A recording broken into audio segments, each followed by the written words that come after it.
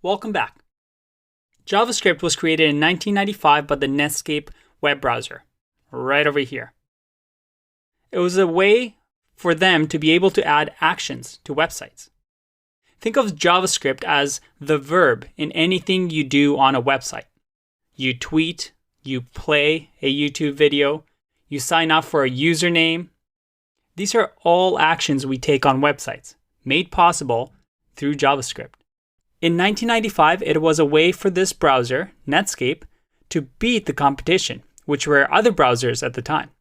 Because at the time Netscape was the most popular, other browsers started adopting their own version of JavaScript so that websites will work on their browsers as well, and thus let people switch over to their browsers.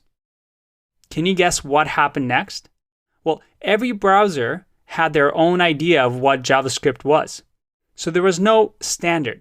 Eventually, a standard had to be created to make sure that everyone had the same idea what JavaScript was, so that web developers can build one website and have it work on all browsers.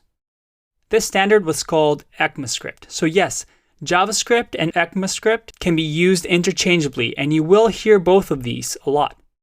But it's the same language. Now, this browser compatibility issue. Browsers having their own teams, their own schedule, and their own code. Sound familiar? Yep. If you remember, it's the same thing that happened with HTML and CSS. It's the same issue that we keep having over and over. We covered this topic in Web Developer Fundamental Part 2. You see, it's always a big problem.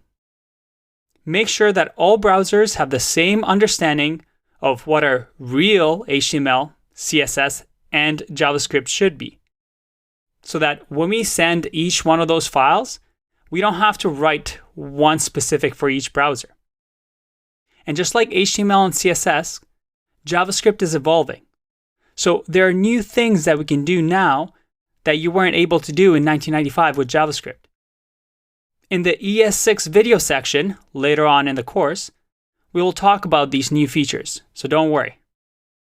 Now, let's take a look at what JavaScript does. We can open up the browser, and I have Udemy over here.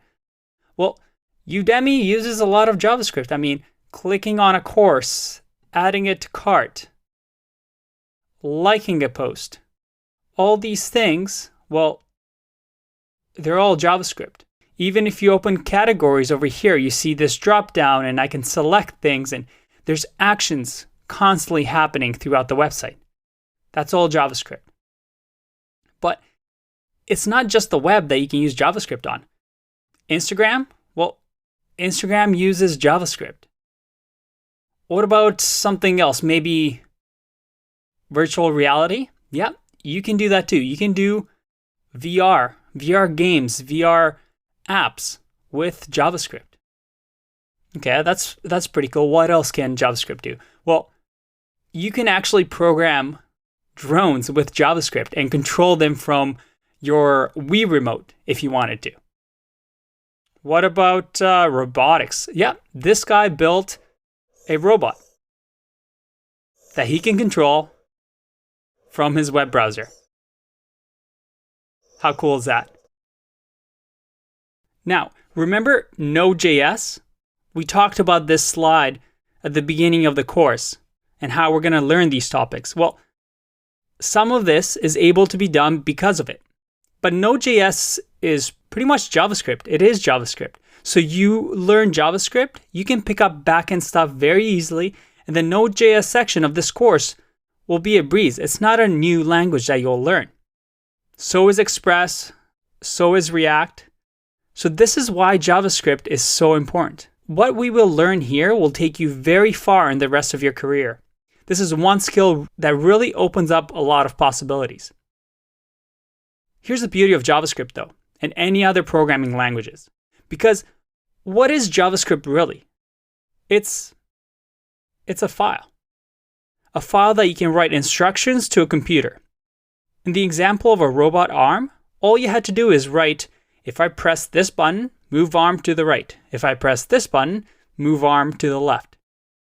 It all looks extremely complicated, but As you will see, no matter how complex a program, let's say an online game like World of Warcraft, well, everything is built one block at a time, one simple logic at a time. In the next section, we're going to start writing our first JavaScript and our first simple pieces of logic. Don't let it fool you though.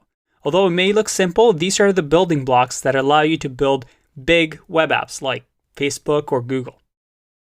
Exciting things are going to happen with your newfound power. So I'll see you in the next one. Bye-bye.